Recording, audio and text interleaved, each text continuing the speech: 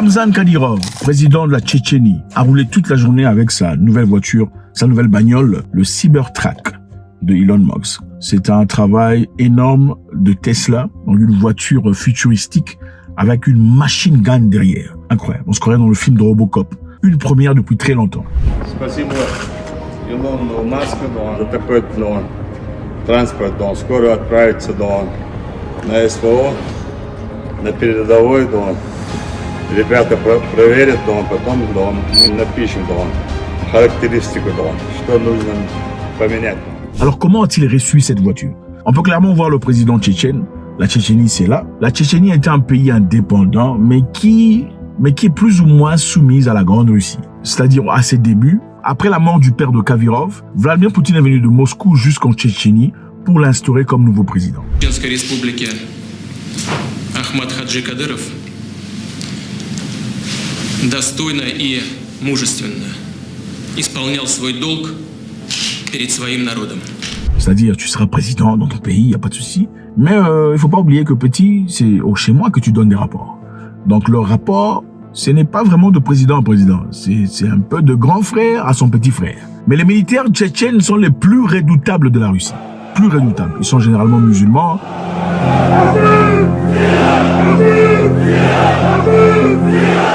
Ils ont une barbe pleine, des hommes remplis de testostérone, très forts. Ramzan Kadyrov, c'est aussi la personne qui demandait à Vladimir Poutine de faire une attaque technique, technical strike, c'est-à-dire des bombes nucléaires tactiques pas assez grandes pour faire peur à l'Ukraine, dans l'objectif de montrer combien ils sont sérieux dans leur frappe. Mais évidemment, c'est une proposition qui n'a pas été acceptée par Vladimir Poutine, sinon on aurait déjà vu l'Ukraine péter. Parce que lui, il est prêt, il ne rigole pas. Ramzan Kadyrov a remercié Elon Musk disant « Elon, merci. Venez à la capitale tchétchène. Je vous accepterai comme mon invité le plus cher. Et je ne pense pas que notre ministère russe d'affaires étrangères s'opposera à un tel voyage. » Donc, Elon, viens à la maison, viens chez nous. On va t'accepter sans difficulté. Et le ministère d'affaires étrangères n'en aura pas de problème. Ramzan Kadyrov, c'est le genre de personne qui invite très souvent des fighters, des combattants. C'est un homme fort. C'est un homme à testostérone. Ce n'est pas n'importe qui. Il adore le MMA, la boxe, le kickboxing. Il a invité beaucoup de personnes. Floyd Mayweather, Badr Hari. Il a invité beaucoup d'athlètes de combat parce qu'il adore la masculinité.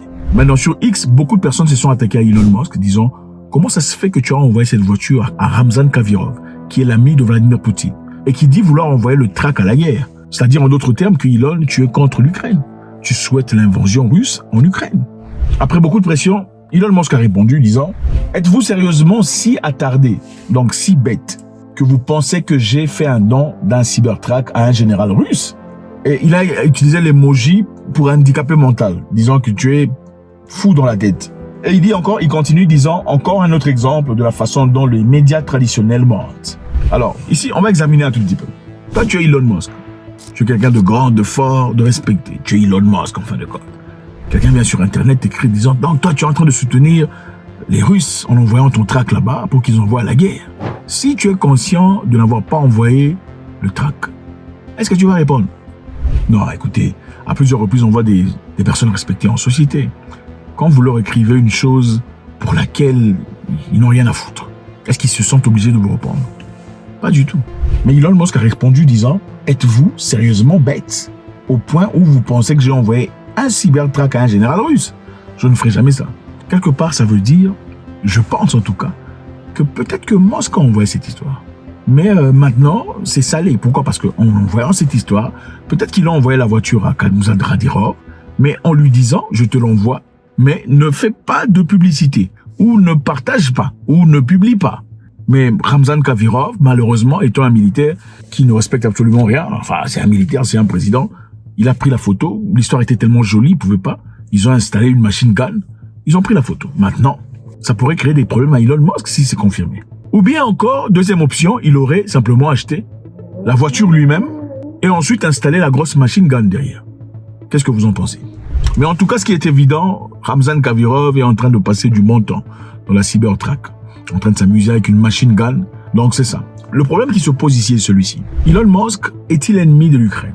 Probablement pas. Au départ, Elon Musk avait offert accès à son Internet système à l'Ukraine. Au moment où les Russes venaient pour attaquer, ils avaient détruit les infrastructures ukrainiennes très rapidement. Mais il a choisi de permettre aux Ukrainiens d'avoir accès à Internet. Voyant satellite, Starlink. Les Ukrainiens ont eu accès à Internet. Tout le monde applaudit Elon Musk à l'époque. Mais quelques temps plus tard, les Ukrainiens ont essayé de se servir de Starlink pour aller bombarder une base navale russe. Elon Musk ensuite a dit non, je ne permettrai pas ça parce que ça risque de déclencher la Troisième Guerre mondiale. Il a coupé Internet. Il a été insulté par tout le monde. Comment tu peux faire ça? Il dit, écoutez, vous m'insultez? Pourquoi? C'est moi qui leur ai offert Internet. Gratos. Vous ne me payez pas pour mon infrastructure. C'est à partir de là qu'il a commencé à faire payer Internet aux Ukrainiens. Ensuite, Elon Musk a aussi dit qu'il fallait arrêter la guerre, que les Ukrainiens devraient s'asseoir avec les Russes et trouver une solution à l'amiable. Pourquoi? Parce que c'est comme ça, c'est pour éviter une troisième guerre mondiale. Il disait, je soutiens les Ukrainiens, mais autant je soutiens les Ukrainiens, je ne pense pas vouloir les soutenir au point où je déclencherai une guerre mondiale qui nous terminerait tous. Ça n'a aucun sens. Il disait, on peut soutenir l'Ukraine, on peut vouloir qu'ils retrouvent la paix, sans essentiellement nous lancer dans une guerre frontale avec la Russie. Ça, ce n'est pas ce que je tolère. Il a encore été insulté. Après avoir été insulté, il s'est tué pendant très longtemps. Mais récemment, nous avons vu Elon Musk soutenir Donald Trump dans sa campagne électorale. And you know, Elon, I love Elon Musk. Do we love him? I love him. And you know, so Elon endorsed me recently, the other day, actually. He's great. Il soutient. Son soutien, évidemment, c'est parce qu'il sait que Trump, en étant président, va faire tout ce qu'il peut pour arrêter la guerre en Ukraine. Regardez la question qu'on a posée Trump. Regardez comment Trump a répondu. The question here is, would you give Ukraine weapons and funding if you were elected? I would sit down. Let me just put it a nicer way. If I'm president, I will have that war settled in one day, 24 hours. Trump, clairement, n'est pas pour la guerre en Ukraine. Regardez ce que Trump pense du président Zelensky. I think Zelensky is maybe the greatest salesman of any politician that's ever lived. Every time he comes to our country, he walks away with $60 billion. Ici, Donald Trump dit que Zelensky est un marketeur, c'est-à-dire c'est un excellent vendeur de rêves. À chaque fois qu'il vient aux États-Unis, quand il quitte avec des milliards de dollars. À chaque fois qu'il s'emmène aux États-Unis, s'exprime un tout petit peu, il rentre avec des milliards de dollars. Lui n'autoriserait pas ça.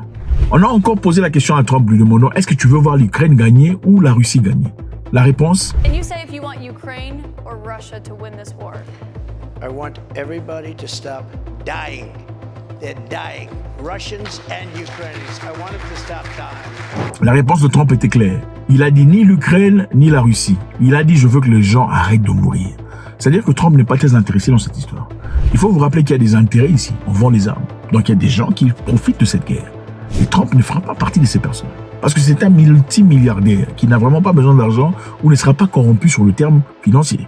Il va vouloir finir la guerre en Ukraine. Vladimir Poutine veut que Trump passe aux élections. Elon Musk, qui ne veut plus la guerre, veut aussi que Trump passe aux élections. Maintenant, la question qui se pose, est-ce que Elon Musk, en soutenant Trump, est en train de soutenir Poutine?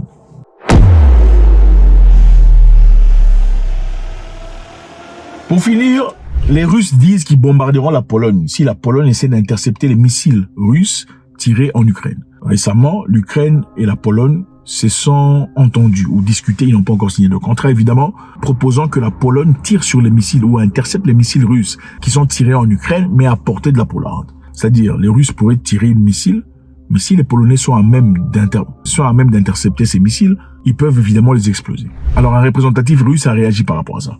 Il dit la Russie réagira si la Pologne tente d'intercepter les missiles russes au-dessus de l'Ukraine. C'est ce qu'a déclaré Oleg Tchapink, directeur du 3e département européen du ministère russe des Affaires étrangères. Si le responsable à Varsovie succombe à l'élan aventureux et ose tenter d'intercepter des armes à longue portée, la réponse sera adéquate et tout à fait spécifique, a-t-il déclaré. Bon, c'est intéressant d'entendre ça, mais encore une fois, les Russes saulâtres, on vous aime bien, mais je pense qu'il y aura un peu de sel ici. C'est vrai que la Russie est assez forte et assez puissante. Est-ce que la Russie réagira en ce moment-ci si la Pologne interceptait ses frappes?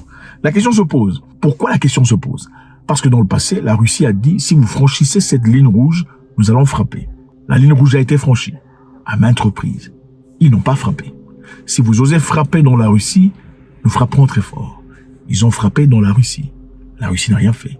Si vous osez piétiner le sol russe, nous allons frapper. Ils ont piétiné le sol russe à maintes reprises. Ils n'ont pas frappé.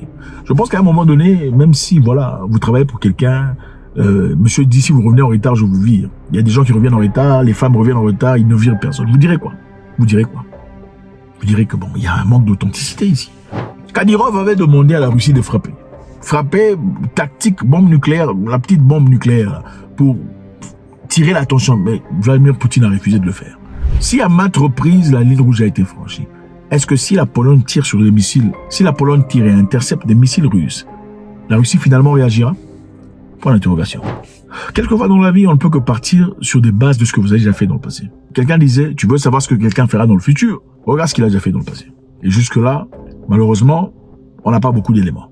Faites-moi savoir ce que vous en pensez, c'est toujours avec beaucoup de plaisir. Est-ce que vous pensez que Elon Musk a envoyé cette voiture à Kadyrov, lui disant, il faut pas publier ça, mais il a fait ça parce qu'il est malade dans la tête?